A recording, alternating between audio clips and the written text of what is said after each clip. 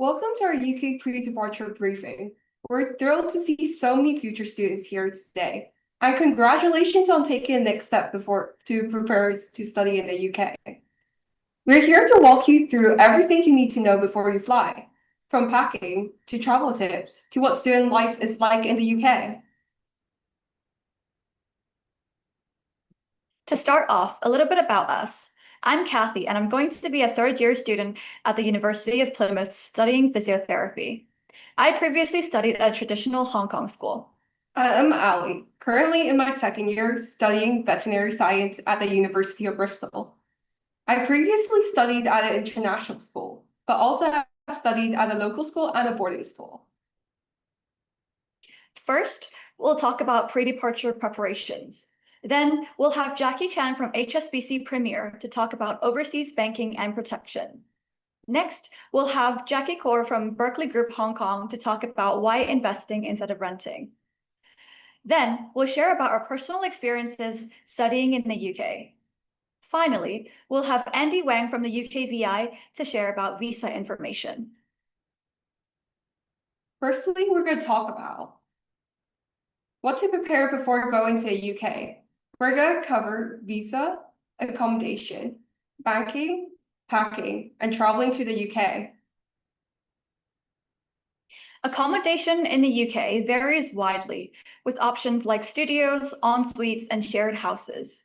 Prices depend on location and type, with London being significantly more expensive, typically £50 to £100 more per week than other cities. Choosing the right accommodation is crucial for your university experience and to have your priorities. Consider your priorities: cost, proximity to campus, facilities, or having your own bathroom. Your choice of accommodation can really impact your freshers' experience and set the tone for your whole university journey. Personally, I prefer en-suites for their balance of socializing and privacy, with common areas offering great amenities like pool and Netflix. Some friends choose studios for hygiene and independence, while many rent houses in their second year, which are usually cheaper. Location matters too. In Plymouth, private flats and university halls are just a 5-minute walk to campus, while houses are a bit further. Ultimately, it's a matter of personal preference. For banking, it is best to apply for a global debit card in Hong Kong, which makes it very convenient for living in the UK and traveling. I would recommend opening 2 bank accounts, one as your main account and one as a backup. In case that anything happens with one of them, you would still have access to money. I'm confident that our sponsor HSBC can talk more about it. Now, let's talk about what to pack. The UK weather can be unpredictable, changing throughout the day, so it's best to pack in layers. Include waterproof jackets, thermal wear like heat tech, and an umbrella. Also, consider bringing a few summer clothes in case it warms up. Make sure to bring comfortable shoes since you'll be doing a lot of walking. Don't forget any medications you need, sanitary products, your passport, and important documents. Some prescriptions can be difficult to find in the UK, so it's wise to bring at least a year's supply of any specialist medication you rely on. If you're planning to cook, you might want to bring a rice cooker or special sauces or snacks from home. It's harder to get a proper rice cooker in the UK, and Asian snacks can be quite pricey and have a more limited choice. The weather in the UK greatly varies from indoors to outdoors. It can be freezing cold outside, but boiling hot in lecture halls. Hence, I would recommend wearing multiple layers, allowing for adaptability and comfort as you transition between indoors and outdoor environments. This approach is more effective than relying solely on a heavy coat, enabling you to enjoy the outdoors regardless of changing weather conditions. Remember, don't overpack. You can always buy things there, or else you'll end up like me. Let's begin with travel arrangements. There are 2 main ways to fly to the UK: direct and connecting flights. Direct flights are the most convenient, less stressful, and reduce your travel time. But they can be more expensive, especially during peak travel seasons like Christmas time. Prices can skyrocket to around 10K Hong Kong dollars for just a one-way flight. However, if you buy your ticket early enough, like 6 months in advance, you can get tickets at about $7,000. For budget-conscious students, connecting flights are a good alternative. They're usually cheaper.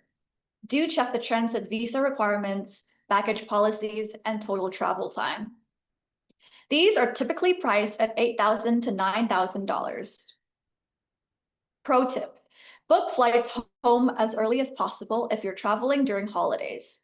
Prices go up fast. They're usually the most expensive during Christmas. I know when my friends want to fly back home for Christmas, they book flights during summer. Some even booked it at the start of the year. It is also the most economical to book a return flight. Next, we will talk about what you will need when you first arrive in the UK. We'll talk about SIM cards, transportation, things to buy, useful apps, important dates, and the NHS. Staying connected is key, especially when you just arrive. There are 4 main providers: EE, O2, Vodafone, and 3. All reliable and widely available, but a bit more expensive if you plan to buy a plan directly from them.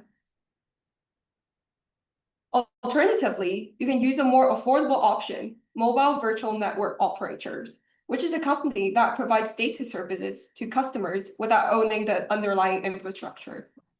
These include GiveGap, Labara, Smarty, or Voxy. They basically use the same network, but offer better student deals, hence cheaper. Some of them may offer student discounts on uni days or student meetings, which give you more gigabytes for less money or cheaper deals in general. I would recommend using a data tracker, such as the one from Ofcom, to check data connections in your city. I've tried multiple companies before entering a 12-month contract with them, since it will be cheaper overall. My university had a meet and greet event at the airport, which they gave out free SIM cards. So for the first month, I just used the one that they provided. If you're traveling between cities, trains are the most popular option. Some major providers include Great Western Railway, Cross Country, and East Midland Railways. Travel apps like Trainline or TrainPail, which help you find the cheapest tickets and plan routes easily. They can calculate split ticket pricing for you, which saves money for your trips. They also sometimes have promotions and student discounts, which take off a percentage of the original price. Consider getting a 16 to 25 rail card. It gives you up to 1/3 off train fares. It pays for itself in just a few trips. You may even be able to get a 4-year free rail card if you open a student account with the Bank Santander. Try not to miss the train, and pay attention to strikes and disruptions. Typically, booking tickets at the last minute is very expensive, but there are often no alternatives as well. If you're looking for a budget alternative and not in a hurry, coaches are a great choice. National Express, Flixbus, and Megabus are common coach providers. It is typically a half or a third the price of a train, depending on where you're going. However, it's worth noting that coaches can be quite noisy. There may be delays and take a longer time. The places you can go are typically also limited to bigger cities as well. When traveling in your own city, the mode of transport varies from city to city. There may be the tube, trams, buses, or bikes. There may be bundles or packages for students that make traveling more affordable. The tubes are quite similar to the MTR in Hong Kong. They're easy to navigate and convenient. You can take most of these public transport by just tapping your credit card or using Apple or Google Pay, so you don't have to buy a ticket for it. There are several things that you can avoid lugging from home. These include cutlery and cookware, bedding, hygiene supplies, electronics, winter clothes, and fan. You'll find that a lot of these things are cheaper than home, and it is best to avoid overhauling your luggage, which saves room for things that you actually want to bring. However, it's really important to note for some stores, certain items are restricted to the purchasing age of 18 or 21. For example, IKEA restricts selling their knives to under 21-year-olds. Buying a fan may seem odd in the UK, since it's known for its cold climate. However, with limited indoor air conditioning and insulated buildings, indoor spaces are often really warm and really stuffy. You can often find affordable secondhand items on Facebook Marketplace or from past students. I got my tower fan for £10, whereas in retail it is selling for about £70. Consider ordering from Argos, a click and collect store where you can compare prices. Other stores like Dunelm, IKEA, and TK Maxx have everything you need. And online shopping through Amazon is very convenient. Students can get Amazon Prime for a year with 2-day delivery. Check for free giveaway events at your university, which may provide cutlery or cookware from past students. It's worth exploring before buying anything. Remember, if you're buying things at supermarkets, use your reward cards. It can help save you a lot of money. For students in the UK, downloading Unidays and Student Beans is essential on discounts on clothing, food, and tech. Sign up easily with your university email. Stay organized with Outlook for managing your emails, scheduling events, and categorizing messages. Don't forget your university's official app for managing your timetable, checking grades, and navigating campus with maps. For laundry, use apps like Circuit or WashNet to pay and track your laundry directly from a phone. Travel apps like TrainPal, Trainline, National Express, and FlixBus simply books tickets and compares prices for you. Lastly, check out Too Good To Go to save money on unsold food from cafes and restaurants. Install these apps before you arrive. You'll find them to be super helpful. A few key dates to keep in mind. Freshers Week, held in mid to late September, introduces new students to university life through various events. It features induction talks that provide essential course and service information, along with campus walkthroughs to familiarize students with key locations. There are also social events, including club nights and themed parties, fostering a vibrant atmosphere for mingling and making new friends. Reading Week offers a break halfway through the term, typically lasting a week. It allows students to rest, recharge, or catch up on lectures and assignments. During this time, students are encouraged to engage in self-directed study, but demanding programs like vet medicine often lack a designated reading week. Additionally, holidays like Christmas, Easter, and summer each have unique customs in the UK. Many students also use breaks to explore new cities or visit friends, enhancing their overall university experience. There are also bank holidays in the UK, which are usually in spring or summer, which is like a public holiday in Hong Kong. Exam periods at universities occur in January and May. In January, students take end-of-semester exams after the winter break, while May features final exams that assess overall performance. These times emphasize the need for effective study strategies, with universities often offering resources like workshops and mental health support. For the NHS, you can sign up once you reach the UK and have a UK phone number. It typically takes a while for them to approve you as a patient, so do this ASAP once you have all the required information. It takes about a week to get an appointment depending on the clinic, and the initial appointment is conducted typically via phone call. If required, you will have to go into a clinic for further examination. The cost of the NHS is included in your visa.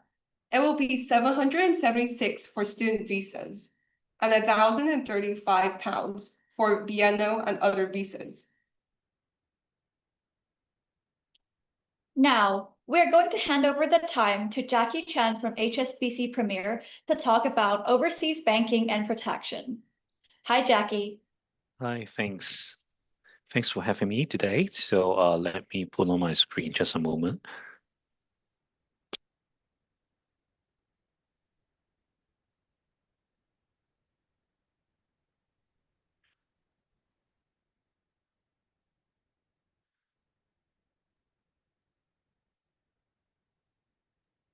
Okay, can you see my screen now? Yes. Okay, thanks. First of all, I think let me introduce myself. So I'm Jackie from HSBC Premier team in Hong Kong. So basically, my team and myself look after the overall Premier propositions, and of course, one of the most important pillars would be on the international education, as it is the one of the core customer needs, I would say, no matter for the parents, affluent parents in Hong Kong and beyond. So the team has been spending quite a deal of time and effort to develop the overall propositions to ensure that our offering was help you to have a hassle-free pre-departure journeys before sending a kids off to UK. So basically, I think for HSBC Premier, I think for every single year, we would do a global education survey. It is a very comprehensive survey covering different aspects for the overall education journey. Some is from the planning perspective, which I'm going to skip today because you're going to depart for UK already. But some of the item I would like to highlight for your attention. Let's say for the extracurricular activities, I believe that for the parents you are sending the kids abroad, you might wish to expose your kids of the different extracurricular activities in UK, which you might not be able to experience here in Hong Kong. So maybe just set aside a sufficient budget for this in order to avoid any surprise throughout the year. You, and this is the budget amount. Actually, this is the budget amount given by different UK parents, UK education's parents. So basically, they will need to set aside $500,000 for all the pre-departure preparations. Another one is on the inflation and the exchange fluctuations. As you may know, that the UK pound has appreciate quite a lot in the past 2 or 3 months in view of the latest geopolitical environment after the Donald Trump came on board. So I think the key message here is to set aside sufficient budget as to cushion against all these uncertainties throughout these overall education journeys.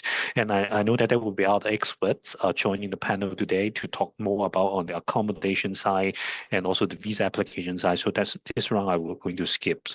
So yeah, this is the some of the feedback from the parents. They would expect that the inflation would be as high as 10%, considering the VAT recently introduced in last year. So money is something they would need to pay particular attention to, even though you are now sending the kids abroad. And in the next few slides, we talk about how HSBC Premier is going to help you from a very practical perspective with our service and products to ensure that you have a hassle-free UK education journey in the next few years.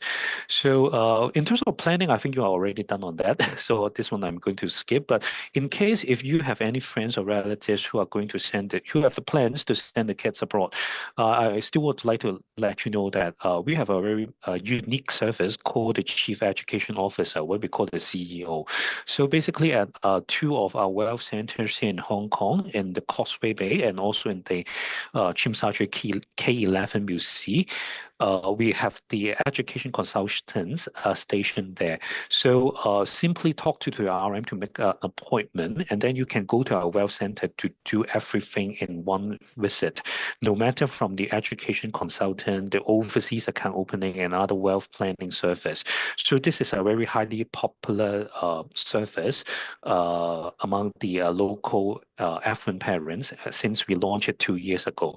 And we are going to launch it, expand our reach to more wealth centers in future. And the second part is, I think the student ambassador has talked about, which is on the overseas account opening. As you know, we have our international banking center here in Hong Kong. So even prior to the arrival into UK, you can go to our IBC Center, International Banking Center, in our HSBC main building in Central to do the UK account opening process. So you would get the account ready, the ATM card ready, or even the debit card ready before your kids are leaving for UK. So this is very important steps for you to remind. But just to remind you that the demand for this service is very high during the summer. So talk to the RMs very soon and to make the appointment soon to ensure that your request will be entertained on time. Another one is on the another problem is whether the children will be overspent. So I think this is some of the service we work with Mastercard collaboratively to launch the Mastercard debit card supplementary card. So what's good with this what we call the MCDC supplementary card is they got the parental control. So as the parents, you can set the limit, the daily expense limit on the supplementary card, and for every transactions your kids made with the supplementary card, you will got notified with the SMS or email, and you can see all the transactions in your monthly statement as well. And what's more important is actually quite a lot of clients told us that some of the kids, they may easily lose their supplementary card overseas. And once lose, actually for the parents, you can access the parental control panel through the mobile banking app, HSBC mobile banking app. So when you notify that your kids has already lost your card, or you receive any SMS or notification about any suspicious transactions, you can go to mobile app to lock the card. So this is something very helpful, and many of our clients told us that it saved them a lot of hassles when their kids, no matter they are traveling abroad or studying abroad. You know that sometimes it will be quite easy for you guys to lose your cards or personal belongings in Europe. So this is something good. And another service I would like to introduce is on the global money transfer. This is something very important. So when you need to pay your tuition fees, so simply go to a mobile banking app, look for the global money transfer service, and to type in the recipient institute. So if it is supported by our global money transfer service, the payment would be, or the transfer would be made instantly and without any fee.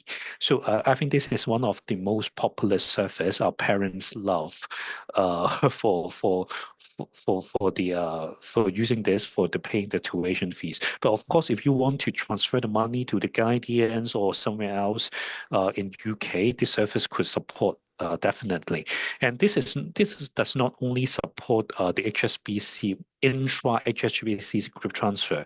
Let's say if your recipient is using another bank in UK, as long as it's supported by our GMT Global Money Transfer Network, it could still be paid instantly and without any fees. So this is something I would like to introduce to you. And other future planner, I think future plan is actually a tool as a mobile banking app, so you can go into it. Let's say if your kids are going to stay in UK for 3 years for the undergraduate studies and maybe spending a few more years over there to do the postgraduate study. So you just click in your goals and your expected spending, and they will tell you how much you would need to save or in the next few years to support the dreams of your kids. So or you can speak with your RM to understand more. And for the foreign currency service, I think it's very common, but the beauty of that is we support the around the clock foreign currency exchange service, and simply go to the mobile app. Everything is in the mobile app, and a few clicks you can do all the exchange and transfer in one go. And something I would like to introduce to you is I believe that for most of your kids, but before they live for UK, they need to take the vaccines, fulfill the vaccines requirement or the body check requirement before they can go off to UK. So this year, we have just launched a new service, which is our overseas vaccination service, which is provided by our partners and at our wealth center. So basically, you can just talk to the RM and you can reserve the overseas vaccine service with our wealth center located in Causeway Bay or even in Tsim Sha Tsui. And we provide very deep discount, up to 60% discount for our client as well. So you can talk to our RM to understand, learn more about this service. And it is in high demand, so make the reservation as soon as possible. And the visa application is also another very important steps you need to take before sending your kids abroad. So some of the common pain points would be for the parents would be in the past, I think the visa office would only open during the weekdays. So the parents, you might need to take annual leave to accompany your kids to take the visa application. But starting from this year, we have just launched a new priority service for HSBC Premier customers. So the visa application centers located at Fortress Hill, they would open exclusively for HSBC Premier customers on Saturday. And there would be other priority service like the lounge access and also the documentation checking service and also the SMS tracker for the progress update service as well. So we have just launched it earlier this week, and for the Premier customers, they will receive the communications through the EDM or even through the social media about the service in later this week. But but for the pre-departure briefing participant, you are the first to know this service. So just talk to the RM or read through the guidelines from our EDM, so you will know how to make the appointment for this service. Very limited. I would say there's some code to supply because it's a small office and we open on every Saturday morning in the coming weeks to cater for the demand. So just make the reservation early. And another one is if you would like to go to UK to visit your kids or relatives, even during the summer or up to the next few years, we have actually partnered with Agoda. So Agoda, they would provide up to 25% discount for the UK hotels bookings. So just look through our mobile app to see the latest offer. Another one is, I think the student ambassador just mentioned, taking a direct flight to UK could be expensive, right?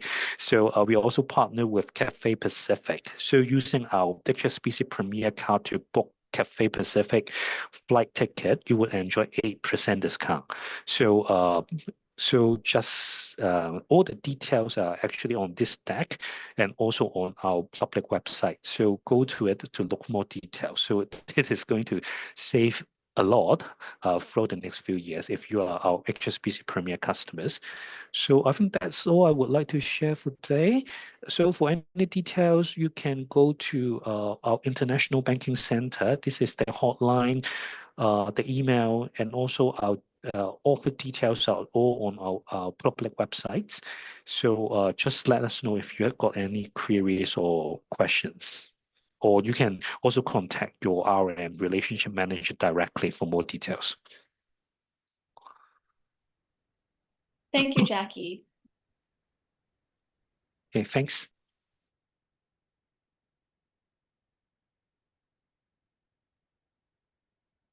Now, we are going to hand over the time to Jackie Kaur from Berkeley Group Hong Kong to talk more about why investing instead of renting. Hi, Jackie. Hi, thank you to the student ambassadors for the warm welcome and the introduction. I'm just going to share my screen here for today's presentation. So for those of you who have not heard of our company, we are the Berkeley Group. So we are a UK developer, and we're basically a home builder, and we build properties across the UK. And my name is Jackie, and I'm based in the Berkeley Group Hong Kong office here at the Landmark in Central. So if you're in Hong Kong and you'd like to meet us, we have our permanent office in Central, which we use for one-to-one consultations, or which we host and organize monthly events.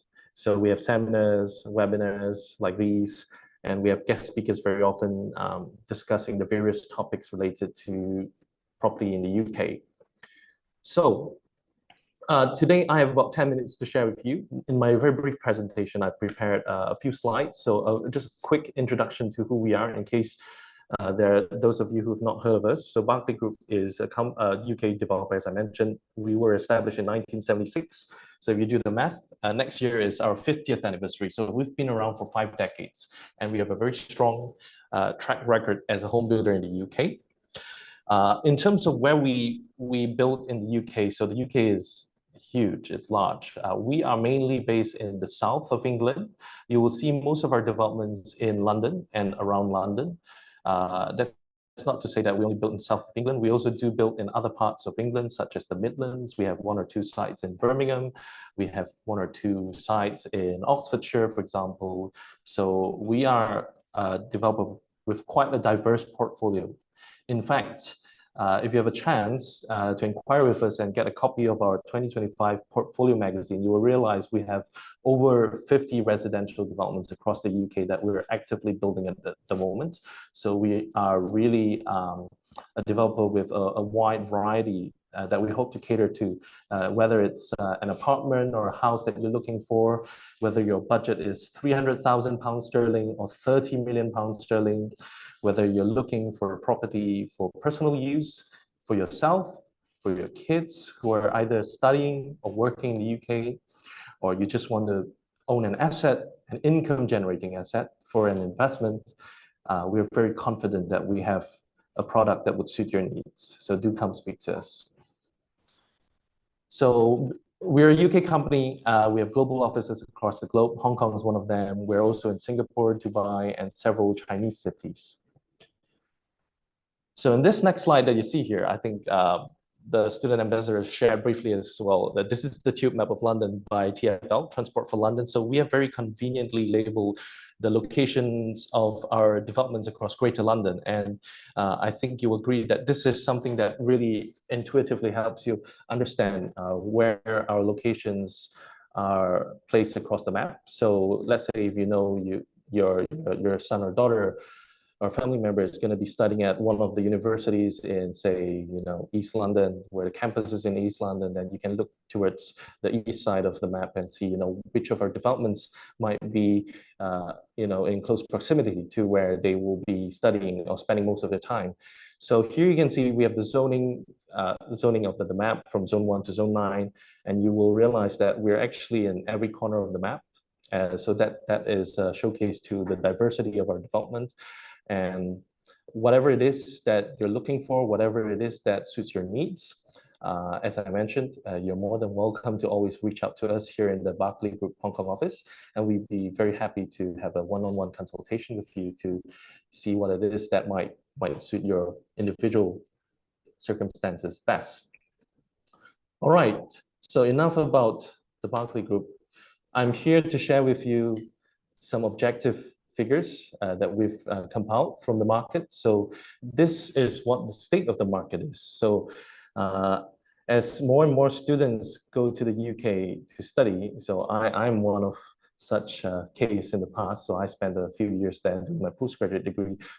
So as the student ambassadors are doing currently, you'll see there's a trend, an upward trend, in fact, in terms of the number of international students. So here in this chart, we have the past 5 years and the coming 3 years, and you can see it's an upward trajectory, and we are approaching 800,000 students in 2027, 2028.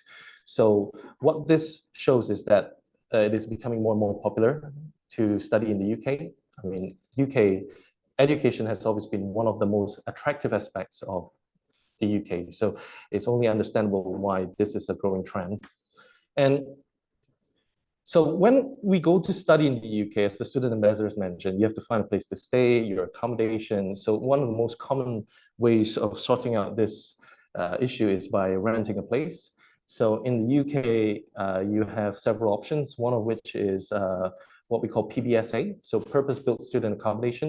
Many times, educational institutes will have will offer access to such accommodation in the very first year of school. So university students will be able to rent in one of these PBSAs in the first year. But what happens after the first year is that you will have to find your own accommodation. And very often you're left out on your own. You have to look in the private rental sector, whether it's an apartment or a house or a bedroom in one of the houses or apartments. Those are your options. And that means having to spend money. And very often the costs will be higher than what you will be paying at a PBSA as you're going into the private sector where there is no subsidy, unlike some of the PBSAs offered by some of the educational institutes. So what this means is that you'll be spending money that you will not get back because you're renting a property. And here today, we're sharing some slides for the case to make a point for the case of buying a property or investing in a property as opposed to renting a property. So the two main points, you have financial stability and control. So owning your own place means it's yours. There's no need to worry about the landlord of your rental accommodation increasing rents or having different demands. And the second point is the investment potential. So property has always been a vehicle for investment and hedging against inflation. So figures show that UK property is expected to grow by 19 to 23% in the coming 4 to 5 years. So this is the general trend that we are looking at. And here we have a case study in the slide. So I have two tables here. The first table to my left is a comparison between renting a purpose-built student accommodation for 3 years. So the typical degree, 3 years, and then property ownership for 3 years. So case A versus case B. We look at the figures and we realize that if one were renting, you would look to spend an average of about £14,500 in terms of rent. And in time 3, you're looking at just under 44,000. In terms of equity accumulation, it is 0 because you do not own the place. So some people would say you're burning away cash that you can't get back, which is true to a certain extent. And then, so your net expenses in that case of this 3 years will be 43,700, and no capital appreciation again because the asset isn't yours. You're renting an accommodation. So in comparison, by contrast, if we look at the right column, property ownership, if you were to own a property, it could be a house, could be an apartment. You could buy it outright in cash. So here, this case study, I'm sorry, I forgot to mention, this is based on a £500,000 purchase as an example, with you putting down about 35,000, so a third of the property value in terms of cash deposit, and assuming an interest rate of about 4%. So your annual costs in terms of mortgage repayments will be 18,500 thereabouts, and times 3, you'll be looking to pay around just under £56,000 sterling. So you're paying the installments as well as the interest for your mortgage. Now, in this case, since you own the place, you're paying your mortgage installments, that means in the 3-year period, you'll be accumulating an equity of up to just under £18,000. So you're gradually increasing your ownership of the asset minus your debt. And in that case, if we look at it that way, your net expenses will be only £37,900. And last but not least, there is the added benefit of potential capital appreciation.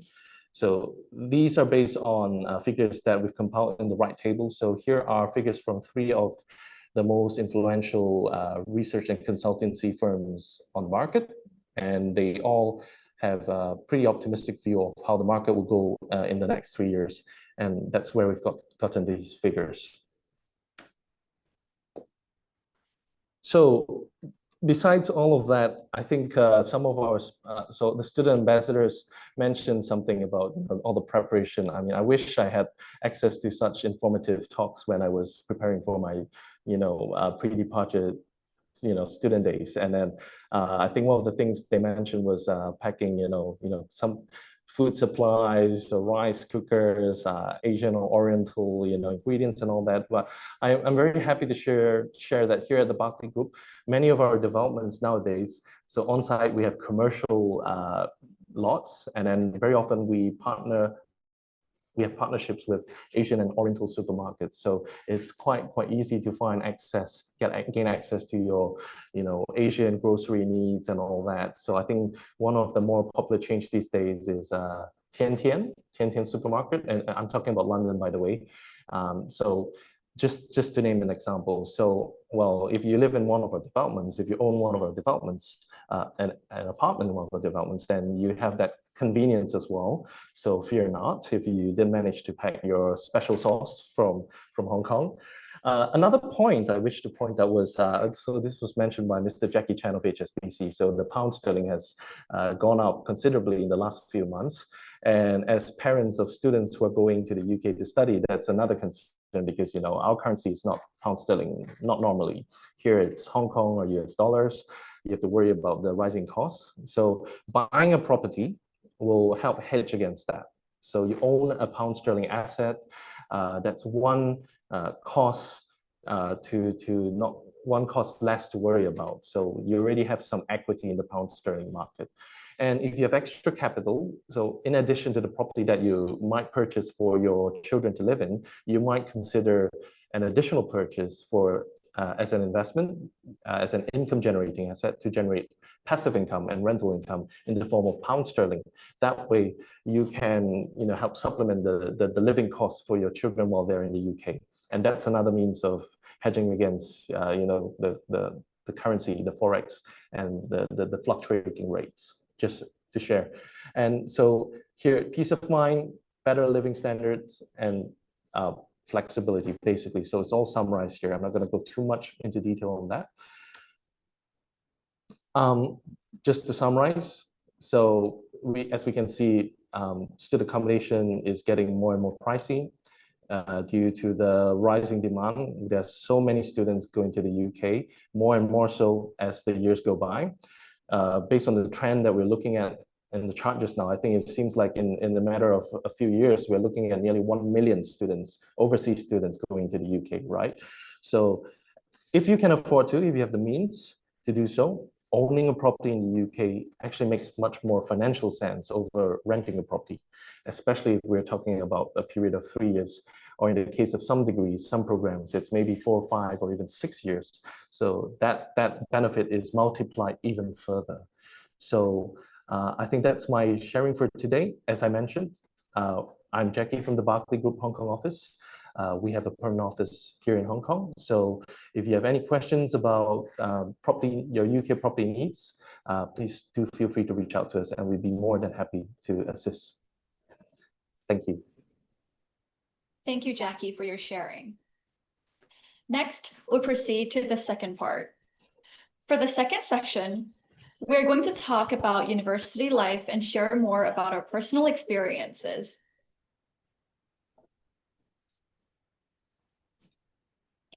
We will cover food, university resources, fun activities, some of the interesting British culture, and safety. The UK has a full range of supermarkets, ranging from budget to premium. For the budget options, there's Lidl, Aldi, and Iceland. For the mid-range options, there's Tesco, Sainsbury's, Morrison, Asda. And for the more premium options, for the more fancy occasions, you can choose Waitrose and Marks and Spencer's. Supermarkets offer rewards program to boost customer loyalty and provide savings. Examples include Lidl Plus, Sainsbury's Nectar Card, and Tesco's Club Card. These programs allow shoppers to receive discounts or earn points. Convenience stores like Co-op, Spar, Londis are open late or even 24 hours and found everywhere on the streets. Handy for a quick snack or emergency groceries.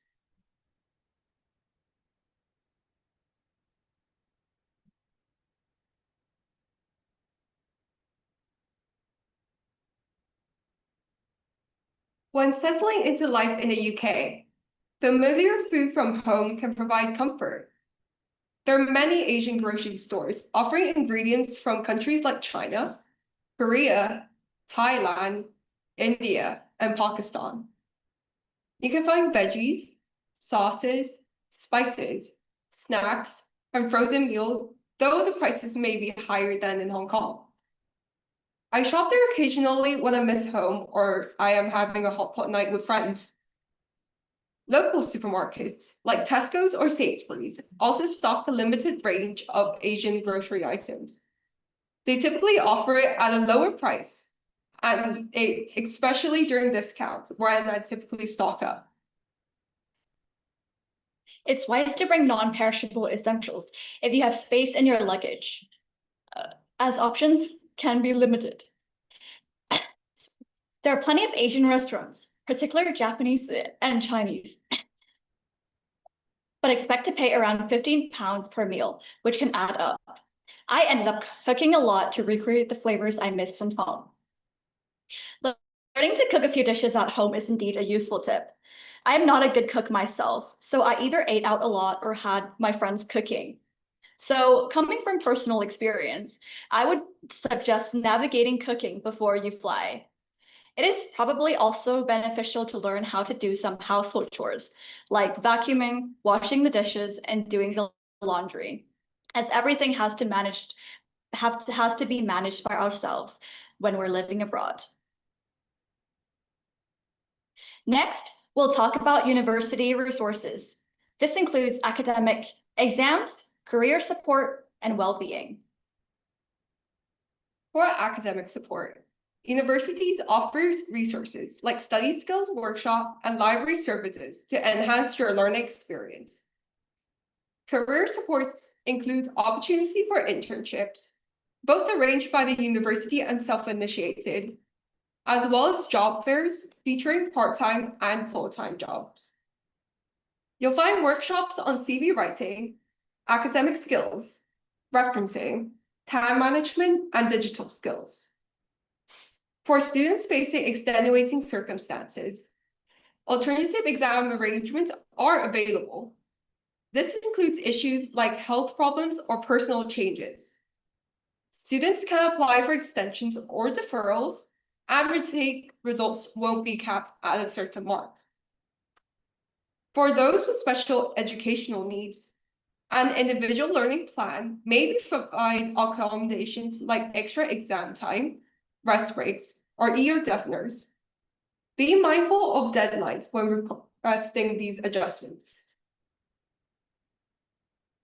The UK education system emphasizes discussion, self-study, and critical thinking.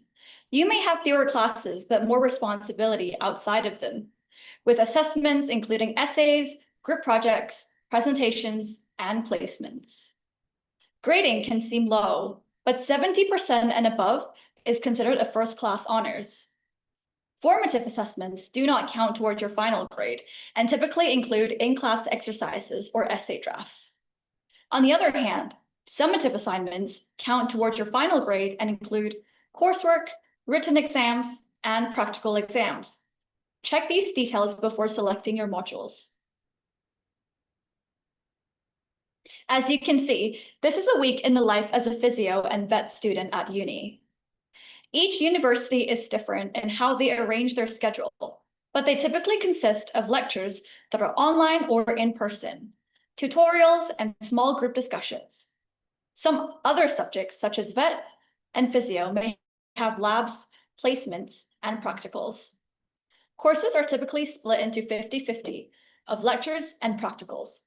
There are lots of time for self-studying, or if you like, to play sports. A lot of UK courses offer placement, especially in healthcare, engineering, or business. They're often built in the course. It's a great way to get hands-on experience and real-world experience and to build your CV.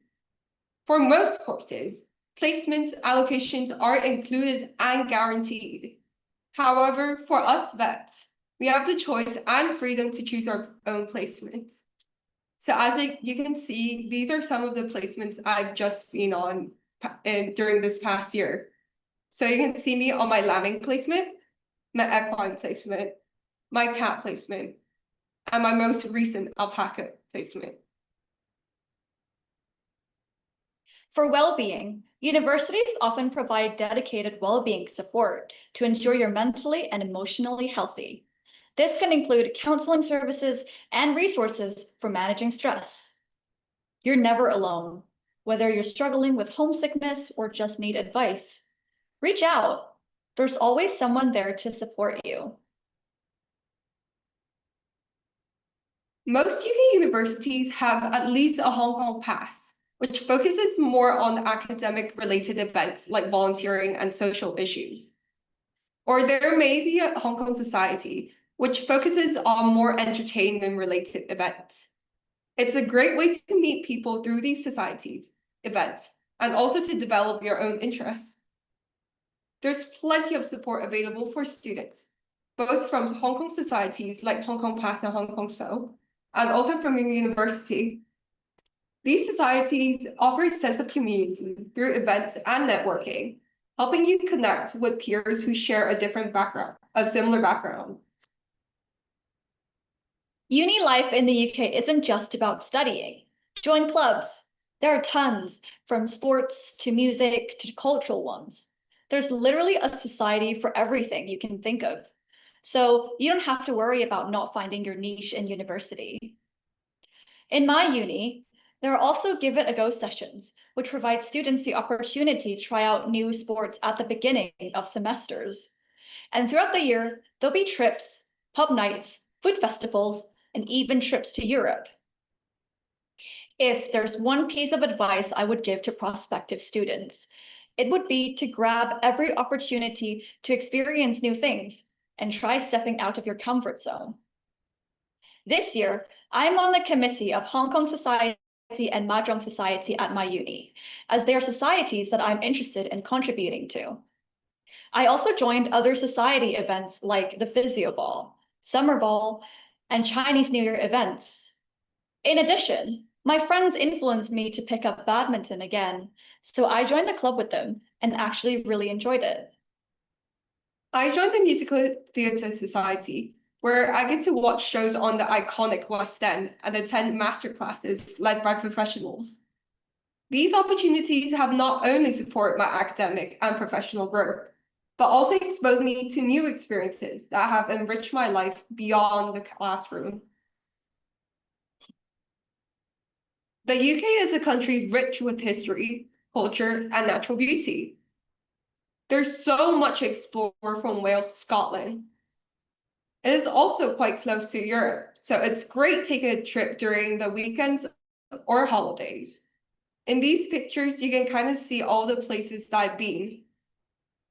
So I've been to Bath, Brighton, Cornwall, Belfast, and Amsterdam just in this past year. Try new things, go on a day trip, watch the sunrise with your friends, say yes to new experiences. You make friends from different places, learn about their cultures, and grow a lot as a person. For me, I have met amazing people from all around the world and know that they will become my lifelong friends. As you can see, these are some photos of us in the UK.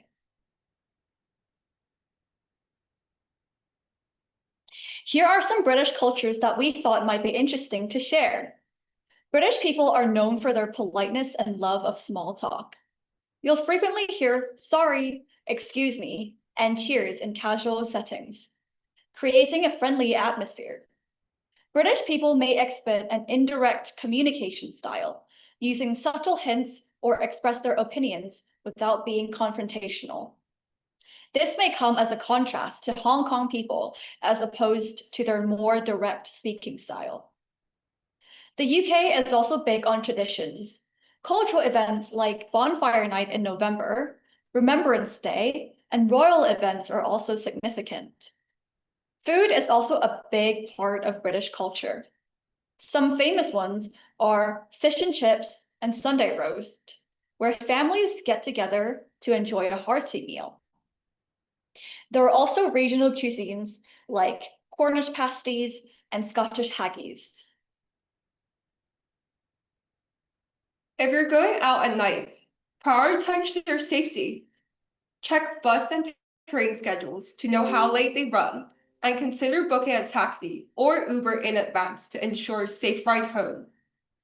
Also, save emergency numbers like 999 or 112 on your phone. Being prepared can make a huge difference in unexpected situations, so take a moment to program these numbers. It's always better to be ready. Last but not least, the final and most crucial part of today's briefing concerns visas in the UK. International students from Hong Kong can either apply for a student visa via their university or opt for a BNO visa. Each visa has specific requirements regarding things like working hours, duration of stay, and more. Now, we'll have Andy Wang from the UKVI to speak more on this topic. Hi, Andy. Good evening. Good evening. Well, thank you, student ambassadors, for the introductions for the next sections. This section here will be talking about student visas and some very important change of our student visas this year. First of all, just let me quickly introduce myself. My name is Andy. I'm the UK Visas and Immigrations Hong Kong representative. So I'm really glad here to join this annual pre-departure briefings and give everybody a visa kind of briefing sections. And I hope what you can get out of today's section is fully understand what you need to do to apply for student visas, and also to understand one of the biggest change will probably happening for the UK immigration system in this century is moving towards to a more digital way of presenting your immigration status. First of all, just let me quickly share my screen so that you can see my slides. Give me a second.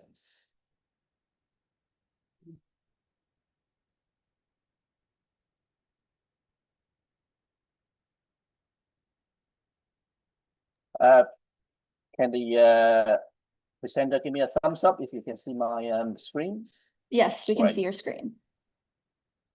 Great. Thank you very much. Right. Okay. So at today's sections, we'll be covering this topic. So we'll be explaining about our visa application process. We'll be talking about the supporting documents you need to prepare for your student applications.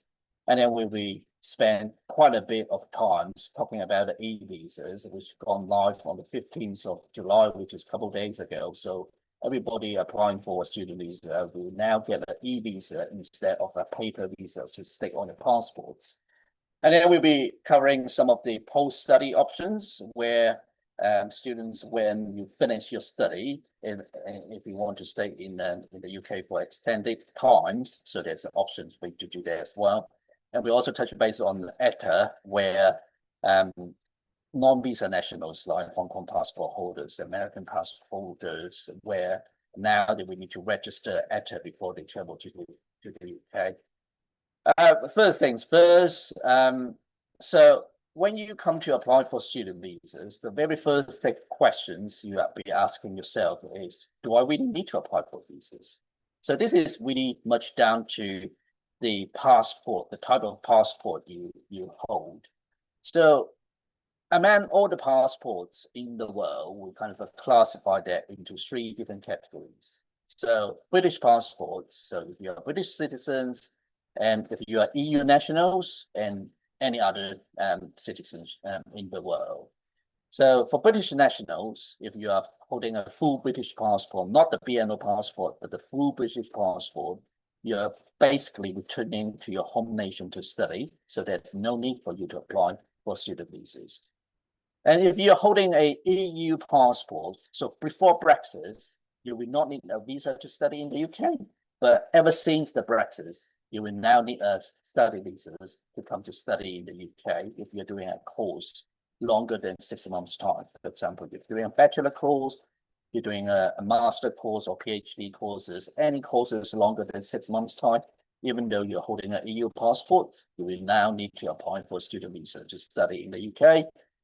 And any other citizens in the world, including Hong Kong passport holder, BNO passport holders, Americans, Australians, Kiwis, or Canadians, whatsoever, you will also need to apply for a student visa to study in the UK for longer than 6 months' time. So whether you need to apply for a student visa, it's really down to what type of passport you're holding. So before you can apply for your student visa, you have to check a few things. First of all, you have to make sure you have applied for a course, and the course provider, so the institutions you're going to study, you have to make sure it's a licensed student sponsor so that they will be able to give you the cost. And then you have to go to UKVI website to check what document you need to prepare for your student visa applications. And then as you can apply as soon as you have received your course issued by the licensed student sponsors. So you need to check those before you can actually apply for student visas. This kind of give you a top level stats about the visa demands we have in Hong Kong. So you can see by the year ending March this year, so we issue over 5,000 student visas here in Hong Kong. Although this seems a significantly decrease from the previous number we have, but this does not mean there's less Hong Kong students going to study in the UK. From our historical data kind of shows our students coming from Hong Kong to study to UK is relatively quite stable. So it's always around about 9,000 to 10,000 kind of students every year going from coming from Hong Kong to study in the UK. The reasons for the student figures is dropping is because the Hong Kong passport holder, you now get the options of applying for BNO visas. So it's not about less students going to study in the UK, it's more option for the Hong Kong students going to study in the UK. You can either apply for student visas or you can apply for the BNO visa. So as you can see, we have received over 14,000 BNO applications in Hong Kong in the year ending March 2025. So we believe a good proportions of that 14,000 applications are actually students going to study in the UK. So overall, the student numbers coming from Hong Kong studying in the UK, it is quite stable. We don't see significantly drops of student applications coming from Hong Kong. And then you can see our grant rate is really high for student visa in Hong Kong. So over 99% of students are getting their student visa to study in study in the UK. So this is a very important page. It's our visa application process. So as I mentioned at the beginning, from the 15th of July, we are introducing the e-visas to the students, main applicants. So now I'm going to explain to you kind of these two process here. So if you see the top line, the light blue boxes, that's our old process and also current process if you are dependent of a student. So the older process, you can see the first step is you have to go to UK to fill out our online form, pay the fees, and then make an appointment with our visa application center. And then the second step is you go to our visa application center to give your biometrics, and you leave your passports at the visa application center. And then we will process your applications. Once your visa decision is granted, then you will need to return to the visa application center to collect your passports. And then you will find there's a paper vignette, there's a paper visas on your passports. And once you pick up your passport, you'll be able to travel to the UK. And once you land in the UK, you'll be able to create a UKVI account and get access to your e-visa information. So this is the old process before the 15th of July.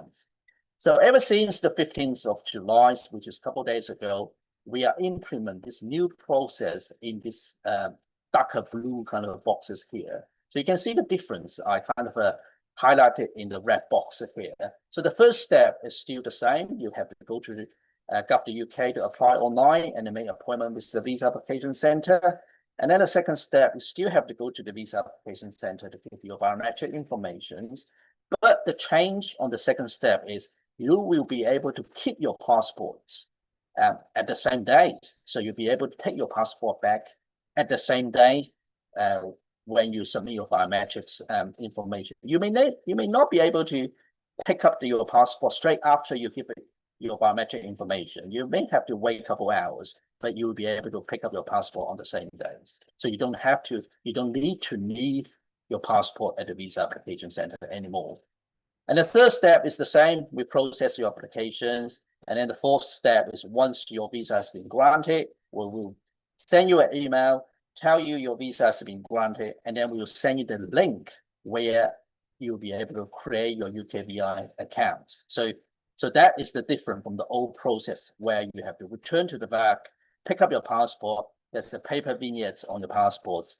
So under this new process, you don't have to return to the VAR because you already keep your passports, and then there will be no paper visas on the passports. So you'll be create your UKVI's accounts, and you will have your e-visa information there. So once you have created your UKVI accounts, have your e-visa linked to your account, then you will be able to travel to the UK. So you can see on the new process, it's more digitalized. It's more convenient because you don't have to leave your passport at the visa application center.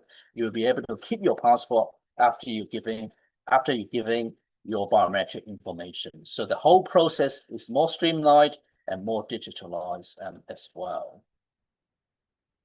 However, if you are EU nationals, you're holding an EU passport, the whole process even become more digitalized. So remember the second step is you have to go to the visa application center to give your biometrics. But if you're holding an EU passport, you will be able to download this app. It's what we call UK Immigration ID Check app. So once you download this app, you'll be able to use this app to scan your biometric passports, to scan your EU passports. Then we'll be able to read the biometric information from your passport. So you don't need to go to the visa application center to give your fingerprint, to take the pictures. You'll be able to use this app to read your passport. So the whole process is completely digitalized for EU passport holders. So that is the difference if you hold a EU passports. So our visa application center in Hong Kong is located in this address in North Point. So just to make sure you go to these right addresses, we only have one visa application centers in Hong Kong. So people always wonder how long does it take to get a visa decision. So we offer 3 different kinds of services here in Hong Kong. Our standard services is a 15 working days, so 3 weeks services is our standard services. You don't have to pay additional fee. However, let's say you receive your course very, very late, and then your kind of a course start date is coming up very soon. So there's not enough time. There's no 15 working days in between the time you get your course and then your course start date. So we appreciate that kind of a scenario which happens, and that is why in Hong Kong we offer 2 different priority services. We offer 5-day services. It would cost additional £500. And then we also offer a 24 hours services this year in Hong Kong, where it will cost additional £1,000. So it really kind of depends on when do you get your course, and then when is your course start date. So if there's sufficient time, you just use the standard services, 15 working days, no additional charge. But if there's not enough times, then you may consider using one of those priority visa services. So who can apply for student visas? So you need to have a CAS issued by the school you are applying. So once you get a CAS, you are eligible. And then you also have to demonstrate to us you have the English capability to study in the UK. And you also have to prove you have enough money or fund to support yourself while studying in the UK. So you have to demonstrate all these 3 to us. Then certainly, if you're under 18 years old, you have to your consent from your parents. So once you meet those criteria, you will be able to apply for a student visa. So on this slide here, you can see there's a number of countries and areas names on it. So what does this mean? So this is what we call a document differentiation arrangement list. Meaning if you hold a passport kind of issued by one of those nations or areas on this list here, so when it comes to apply for student visa, you will only need to provide a very small set of documents. You will enjoy the document reductions kind of benefits if you hold a passport from one of those nations or areas. So next slide will be looking at exactly what documents you need to provide when you come to apply for student visas. So this is our document list. So let's just make a very classic example here in Hong Kong. So let's say if you are a Hong Kong passport holders, over 18 years old, going to apply to study a ordinary course, a non-sensitive courses in the UK, then what documents should I provide? So we'll be looking at the first columns on the left. So because you hold a Hong Kong passport, which is on the list of the documents differentiations, so you will not need to provide your evidence of fund, and you will not need to provide any of the documents listed on the card. For example, if your cards require you to provide an IELTS results, but because you hold a Hong Kong passport, which is already on the differentiation arrangements list, so you are not required to provide the IELTS results when you apply for student visa. So evidence of fund, so your financial documents, and any other documents listed on the card, those set of documents you are not required to provide when you submit your student visa applications because you hold a Hong Kong passports. The TB certificate is one of the documents you will need to provide. So if you have never studied in the UK before, or if you have studied in the UK before, but you have left the UK for more than 6 months, then you will have to do a TB test. So you will need to provide a TB certificate. If you're under 18 years old, you have to provide a parental consent and also a proof of relationships or birth certificate, but that only applies if you are under 18 years old. If you're going to study a very sensitive courses in the UK, you will have to apply for this ATAS certificate.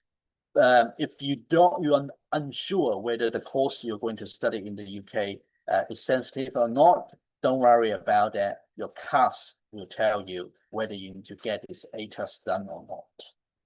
Okay, so if you study in the UK before, you will have this, what they call BRP card. So you need to return the BRP card to us. If you have never studied in the UK before, you will not have this BRP card. So this is not a mandatory requirements. And then the last bit is the English translation. So basically, if there's any documents not written in English, then you have to provide English translation. So just going through the documents I just said. So a Hong Kong students over 18 years old going to study a common course in the UK, there's only one document you will need to provide when you submit your visa application, and that is your TB certificate. So people always ask, yeah, I haven't got my CAS yet. Is there anything I can do to prepare my student visas before I get my CAS? Well, I will always suggest the student to get your TB done now, because the TB is valid for 6 months. So once everybody get their CAS, it's going to be very, very busy for the TB clinic to get everybody's TB done. So while you're waiting for your TB, while you're waiting for your CAS, now you can get your TB done. So it's not that crowded. You'll be able to get it done quite quickly. So let's say a student, they hold a passport does not belong to the documents differentiation arrangements list. That means you will have to provide a full set of documents, so including you have to demonstrate to us your English capability. So how do you demonstrate your English capability? You can prove to us by passing a secure English language test, a SELT test. So a classic SELT test is IELTS. Okay, so you can done your IELTS result. You can provide us your IELTS result to demonstrate you have passed the requirements, or you can provide us a English qualifications which list at the second bullet point here. And certainly, if your university have a different assessments on your English capability, and we are happy to accept those assessments as well. And the funds. So how much money do I need to have in the bank account to prove that I have enough funding to support myself to study in the UK? So the required funding is equivalent to your first year's tuition fee. So 1 year tuition fee plus 9 months living cost. And the way we calculate the living cost is depends on where is your school. So if your school is a London-based school, then the living cost will be £1,483 a month, and you have times 9 for that figures. And if your school is based in out of London area, then the living cost will be £1,136, and you have times 9 for that money. So the first year's tuition fee plus 9 months living cost, that is the amount of money you need to have in your bank accounts. So if you're holding a passport not belongs to the document differentiation list, then please, you need to have this amount of money on your bank account, and you have to print out that bank account and show it to us. Right, so we're talking about the e-visas a couple of times now. So once your visa decision has been granted, you will receive an email from us telling you your visa has been granted. And then on that email, there will be a link provided to you. So you have to click the link and then follow the instructions, step-by-step instruction to create your UKVI account. So once you have created your UKVI account, the second step is you have to download an app. It's called the UK Immigration ID Check app. It's available both on the Apple stores and also on the Google Play Store. So the second step is you have to download this app to your smartphone, and then you have to use this app to complete the second stage, which is to verify your identities. And once you have done that part, then your e-visa will be linked to the account you just created. So the next page here gives you an example of what an e-visa looks like. So you can see the e-visa looks like this on the left of the slides. So you will have your basic kind of informations, your names, your date of birth, your nationality, etc. Then you have your photos on the right. And on the bottom left here, you can see there's a green button. It says get a share code.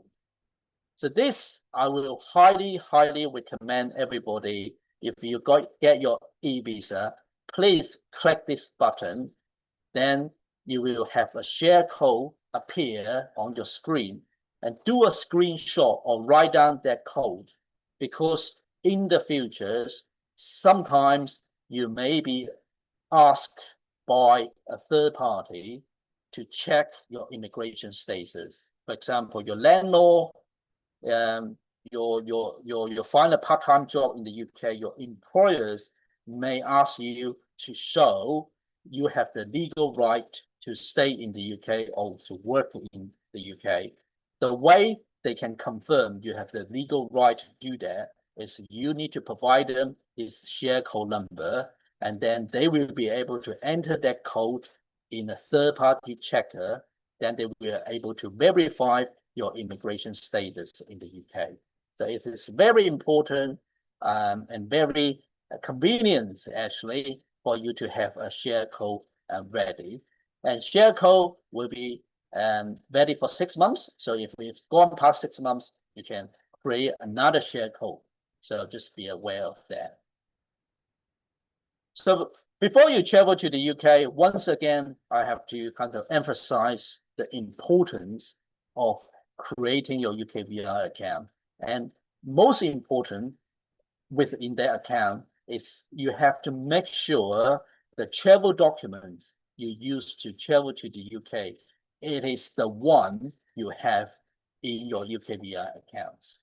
We understand sometimes once your visa been granted, then your passport may be stolen by someone else, may be lost, may be expire. Okay, so you're getting your new passport. So when you get your new passport, always remember to update your new passport in your UKVI account. So you have to always make sure the UKVI account has the latest your travel documents information. It has to be the same. If your travel document on your UKVI account is different from the travel document you used to travel to the UK, then you will encounter a problem. So always make sure you have the latest travel documents information in your UKVI accounts. So at the airports, okay, once you get your e-visa, at the airports, most of the cases, you will just be able to hand in your passport to the airport, to the airline check-in counter. They should be able to pick up whether you have an e-visa or not. If, let's say, there's a very small chances that their system doesn't work, or there may be a system failures, they will not be able to verify your immigration status by looking at your passport. So what can you do at that stage? Then you'll be able to give the share code.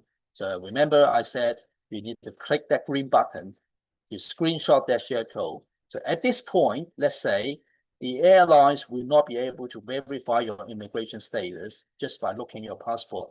Then you can provide this share code to the airline check-in counter, then they will be able to check it. So it's very, once again, I want to emphasize it's very important you have the share code ready. So when you get to the UK border, once again, you should be just fine just giving the passport to the border. They will be able to check your immigration status. So let's say if there's system failures at the border system, what can you do? Give them the share code so they will be able to verify the status. So once again, I want to say, very, very important to generate a share code and write the numbers down or keep a screenshot of that. So once you complete your study and you want to stay in the UK for extended period of times, we always give options for the students to stay in the UK longer to try to get a work experience or get a taste of the life in the UK for an extended period of times. So depending on the level of courses you complete in the UK, you'll be able to get a 2 years or 3 years, what we call the graduate working visa. So they used to call post-study work visa. So now it is called a graduate route. Okay, so that allows you to stay in the UK for another 2 years or 3 years after you're completing your study. But certainly, if you will be able to find a job right after you're completing your study and the employer is happy to sponsor you to get a work visa, you can always go to apply for a skilled worker visa straight away. You don't have to use the graduate route visa. If your employer is happy to sponsor you, you can go straight to apply for the skilled worker visas. Then for Hong Kong students, you also have the option to apply for BNO visas as well. If you use your study visa to come to the UK to study at the beginning, then you can switch to the BNO visas either midway or after you complete your study. That is fine. So there's extra options if you are Hong Kong students. Student dependence, that doesn't really affect Hong Kong student much. So in the past, we used to be able to kind of allow the postgraduate student to bring their dependents to come to the UK with them. But ever since last year, we kind of stopped that. So the postgraduate student is no longer can bring their dependents to come to the UK to live with them, unless your postgraduate courses is a research kind of based courses, or if you are a PhD student, you can still bring your dependents. But bachelor degree students, ordinary postgraduate students, now you are not allowed to bring dependents to come to live with you in the UK. So the last bit here is the ETA, so Electronic Travel Authorization. So this is applied to Hong Kong nationals. So because Hong Kong national is what we usually call a non-visa nationals, meaning you don't usually require to have a visa to go to the UK for less than 6 months' time. So now, starting from this year, you will have to apply for ETA before you travel to the UK. But ETA is not a new concept. So if you ever been to Australia, been to the United States or the Canada, they always have this ETA where you need to register your information, pay a small fee before you visit those nations. So for the UK, we introduced the ETA this year, and Hong Kong is part of the non-visa nationals who will have to register ETA before you travel to the UK. So the ETA costs £16 and is valid for 2 years. And ETA is only for those people who do not have a visa to visit the UK. So if you have already got a student visa or e-visas, you don't need to apply for ETA.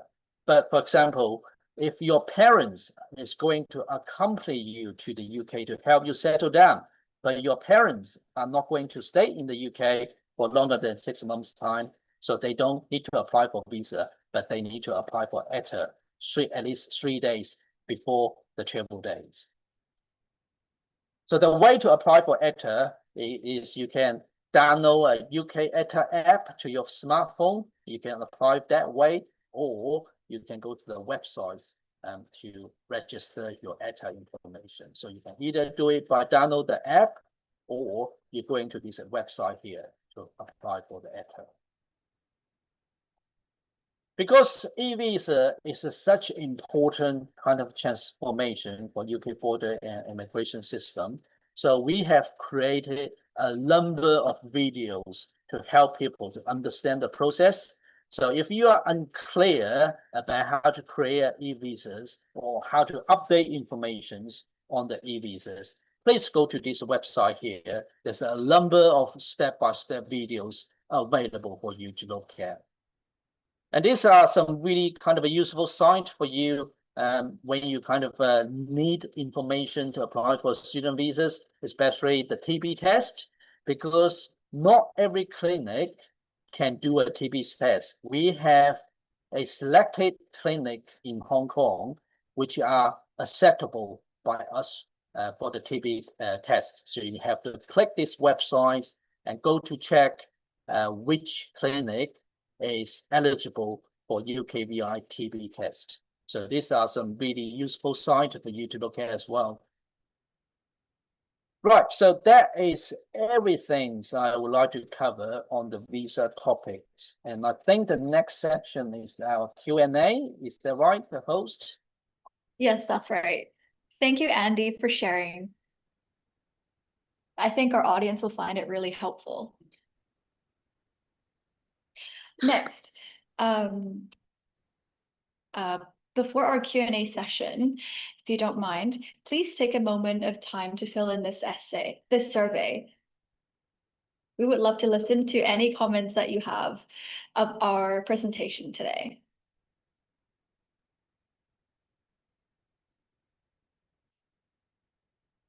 Now is the Q&A session. Feel free to ask any questions that you have to any of our speakers tonight.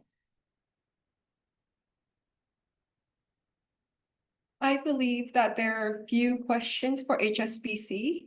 So Jackie from HSBC, are you in the call? Are you on the Yes, call? I'm here. Yes, I'm Okay. here. There are a few questions for HSBC. So the first one is there any difference between applying a Hong Kong master debit card from HSBC Hong Kong and setting up a new UK account in Hong Kong? Which one would you suggest for uni students who plan to stay there for up to 4 years? For 3 to 4 years only. Okay, so you're talking about the questions. The question is about the comparison between opening a UK account and applying for our master debit card in Hong Kong, right? Yes. Yeah, I believe that there's no yes or no, right or wrong between these two options, because I think that this both options serve their own purpose, I would say. So let's say for the for the MCDC, the multi-currency debit card in Hong Kong, uh, I would say this, because you might take some times for you to familiarize with the local banking systems in UK. So if your parents apply the multi-currency debit card supplementary card for the kids before their arrival into UK, then I believe for the transition period, maybe the first few months, your kids could easily use that for some personal livings or expenses out of the pocket of the parents' account. But let's say if you are opening a UK account, maybe that means there would be a UK ATM card or UK MCDC card in UK. I believe that it might be once you have already get used to the banking systems or the transactions behaviors or the transaction machines in UK, then you would easier for you to use the UK account for the service. But the multi-currency debit card, I would say, would serve the purpose during the transition period, during maybe the first few weeks, upon arrival, as you are still using the money out of the pocket of the parents' account. And MCDC, I would say the multi-currency account not only for the UK. In case if your kids are traveling abroad to other countries, actually support 12 currencies, the major currencies, no matter the US, the euros, or something else. So it will serve another purpose if your kids might travel abroad during the summer break or something like that. So I would not say definitely which one would outweigh another, but they serve multiple purpose, I would say.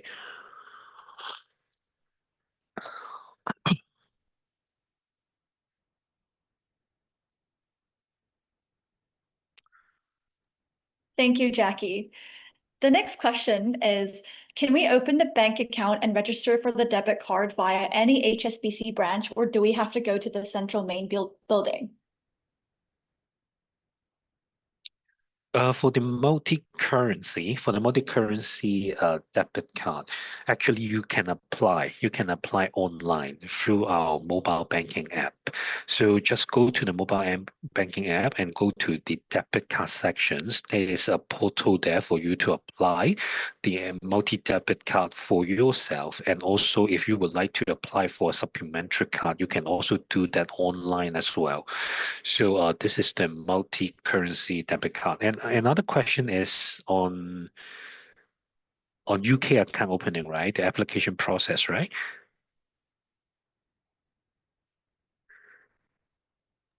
I believe so.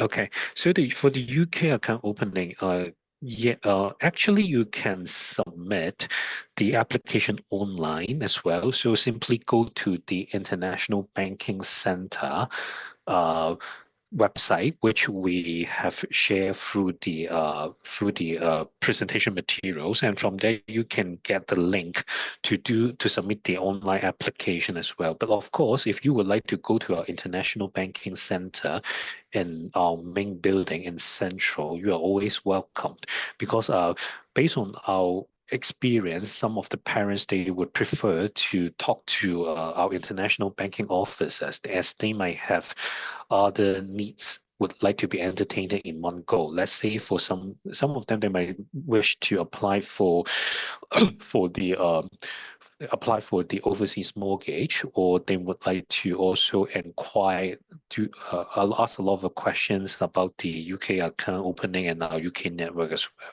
So I think this is up to them. Thank you, Jackie. Also there's another question regarding the special opening hours for visa applications for premier customers. Mhm. Will it be including the Vienna visa as well?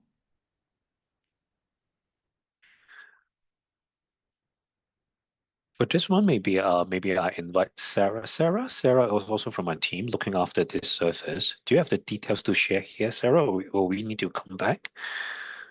Hi everyone. I think it's best for us to come back on this later. For other terms and conditions, you may refer to our public website, or you can also email our partner for more details as well. Thank you. Thank you, Sarah. We would also like to ask the next question. A person asked that they have a HSBC World Debit Card, which they use to travel to the UK and study abroad for a short period of time. Do they need to apply for a UK bank account for 1 year master's degree, or can you just use this card? Not really. You don't really need to apply for a UK bank account before applying for this debit card. As long as you are HSBC Premier customers here in Hong Kong, you can go to the mobile banking app to apply for it for yourself or even for your kids for the supplementary card.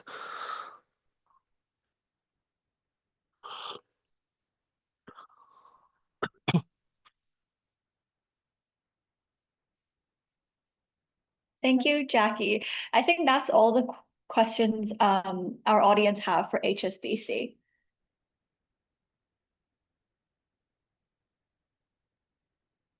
Moving on to the other questions, there's a couple of questions regarding visas for Andy.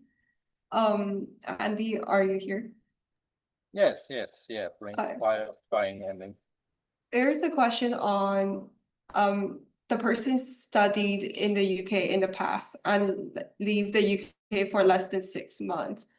Will the TB certificate be waived?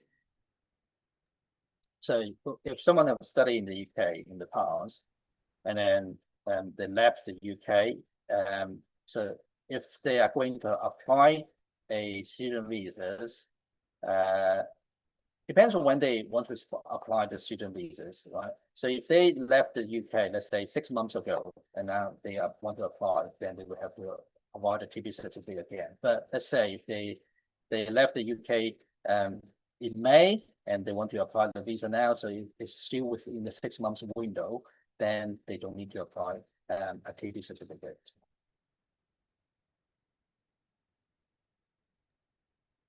Thank you, Andy. Another question from our audience is, what app do we have to download for e-visa?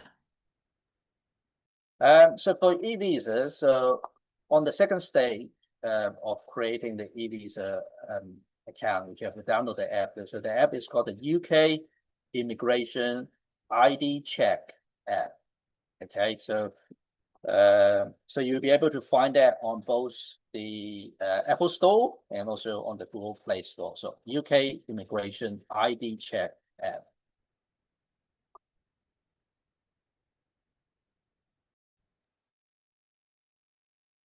Thank you.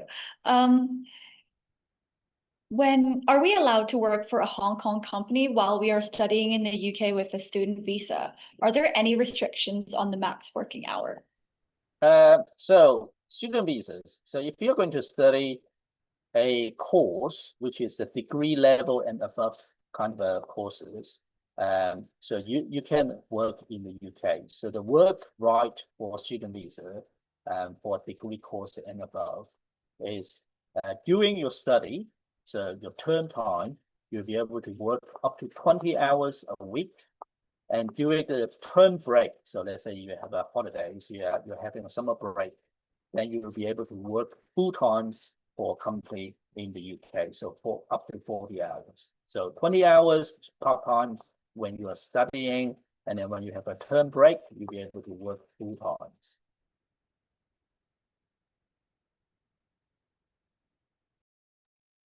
One last question for you. A audience asked, when student reaches 18 years old, by the end of the year, he can apply for the BNO visa by himself. Can he apply for the BNO visa by himself in the UK? And the 5+1 years starts counting by the time of the BNO visa application. Is that right? Yes, once you turn 18 years old, yes, you'll be able to apply individually, dependently from their parents. So, and you can switch from student visas to BNO visas while he or she in the UK. That's fine.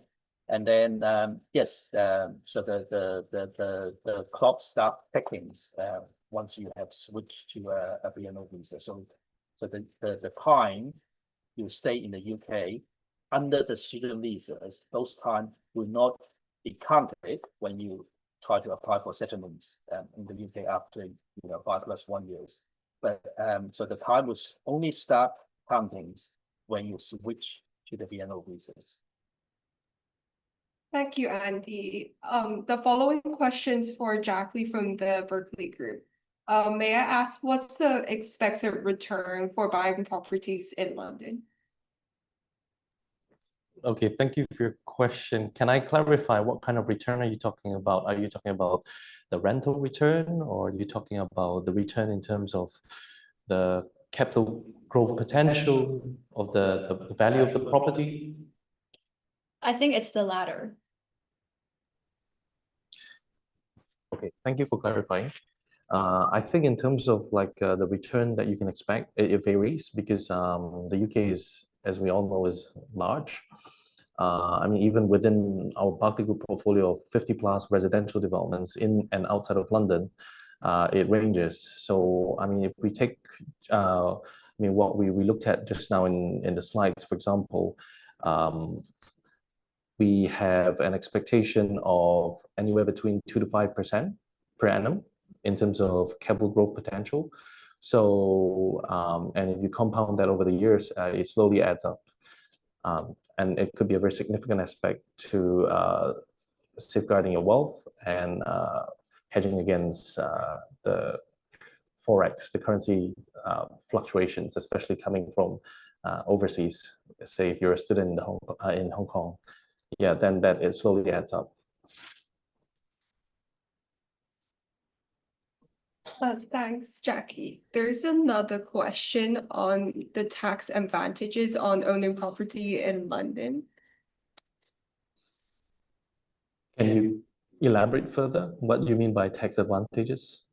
I think you're referring to more like mortgage interest related type. Okay, you raise an interesting topic. So I would like to clarify. So I'm a consultant in the Berkeley Group Hong Kong office. So our main job is to help clients identify a suitable property. In terms of tax, so I'm not technically qualified to advise. But what I can say is what you mentioned briefly just now could apply in certain scenarios. So taking out a mortgage and having interest to pay in terms of your monthly installments, that could be a potential, well, benefit. I mean, it depends on how you use the property. So if you live in the property yourself versus if you were to buy the property for investment and to rent it out, that will be two different scenarios. And then your eligibility for tax savings would also vary. And I strongly suggest that anyone who is looking into such possibilities to speak to a qualified tax professional or a tax consultant, whom we are very happy to refer you to. So we work closely with partners who specialize in tax for UK property, partners who specialize in other various aspects of owning a property in the UK, such as obtaining a mortgage. We work with banks, with lenders, with mortgage brokers, also including HSBC UK. And we also work closely with partners who help our clients let out properties, so secure quality tenants. We also work with partners who specialize in helping our clients set up a limited company to own property in the UK. So that's another technical aspect of property ownership that one may wish to explore if that could benefit you, as mentioned. There's no one rule fits all, so do come and speak to us, and we'd be more than happy to take the conversation, into more detail at a suitable time. We welcome you in our Hong Kong office at the Landmark, me and my team. Thank you, Jackie. There are a few questions for Andy. When can I apply the visa, as I have not confirmed offer from my university yet?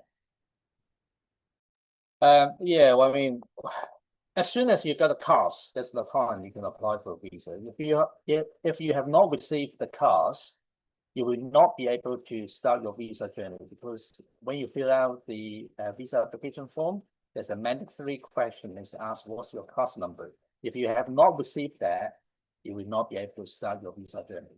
So as soon as you receive your CAS number from your university or the school you're going to study, then that is the time you can start applying for your visas. Thank you, Andy. There's another question regarding how long does it take for the BNO visa to be approved? Sorry, there's a how long? So can you repeat the questions? How long does it take for a BNO visa to be approved in general?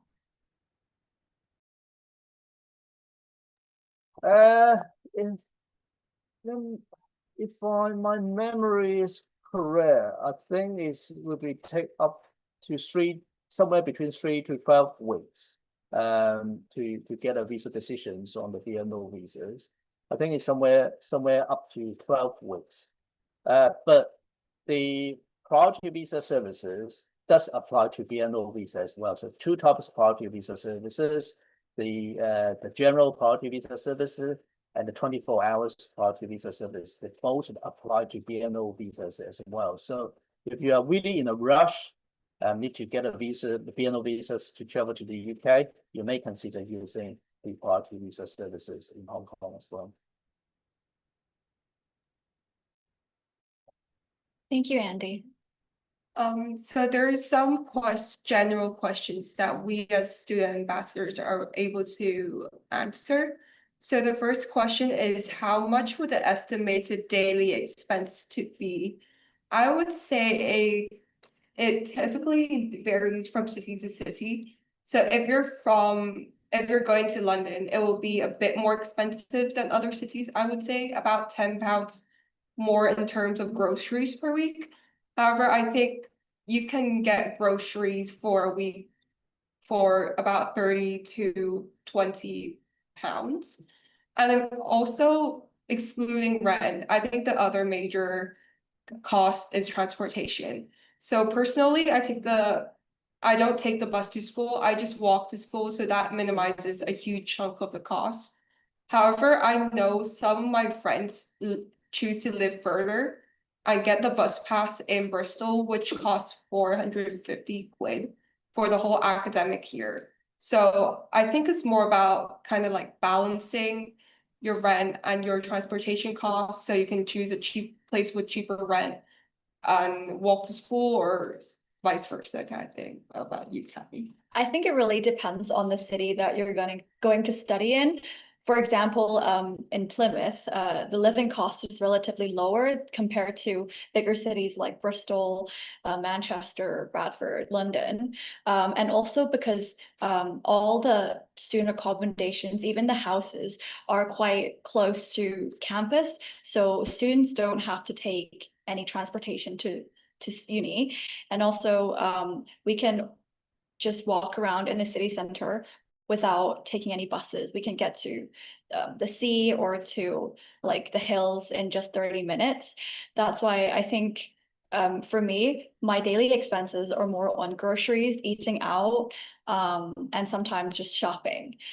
So I think and I know most of my friends have a similar monthly expense as I do. So it is around 3,000 to 4,000 Hong Kong dollars per month. The next question is regarding medications. If they're taking medications in Hong Kong, how do you get medical support upon arriving in the UK? I would suggest you get one of those doctor referral slips, or have proof that you're getting like long-term medication from Hong Kong. And once you arrive in the UK, you can sign up for a GP, as I mentioned before, through the NHS.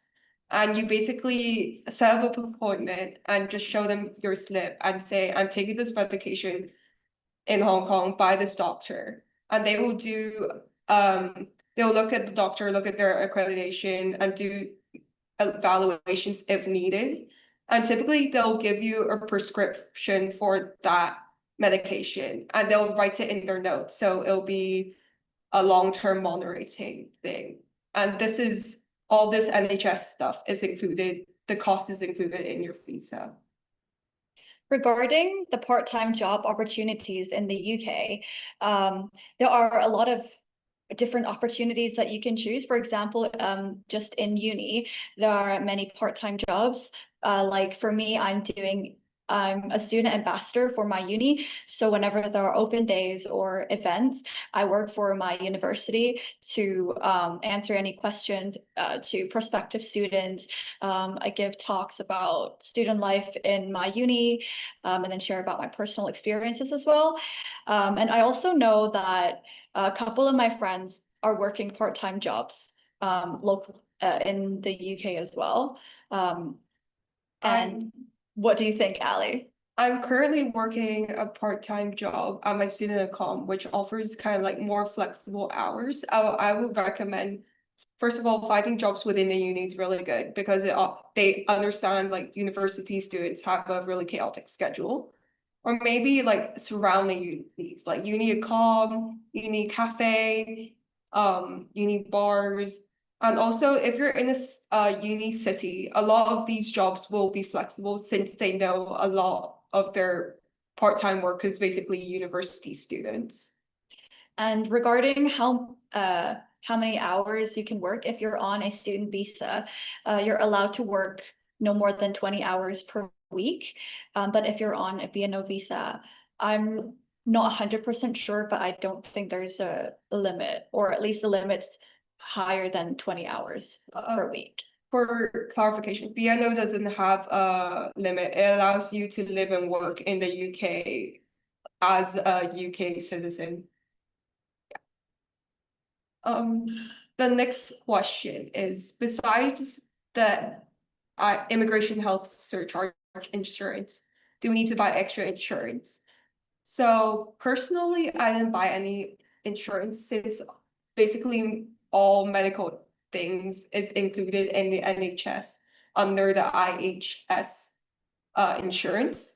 However, you have to be aware that it doesn't really include additional services like dental, eye, prescription, and treatment, because these are not really considered medical necessities by the NHS.